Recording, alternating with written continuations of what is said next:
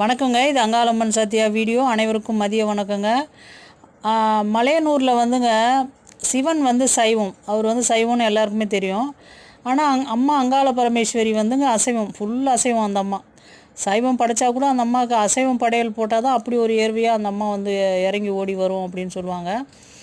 ஆனால் அதே மாதிரி மலையனூரில் கும்பப்படையல் போட்டால் கூட சிவலிங்க வடிவத்தில் போடுவாங்களாங்க. அந்த மாதிரி சிவலிங்க வடிவத்தில் போட்டால் அந்த லிங்க சோறு எப்படி இருக்கும், அந்த மேலெல்லாம் முட்டை, கறி, மீன், கருவாடு அப்படியெல்லாம் வச்சு தான் அந்த அம்மாவுக்கு படையலே போடுவாங்களாங்க. அது கொஞ்சம் வித்தியாசமாக தாங்க இருக்குது. அதாவது மீனவ குல பெண்.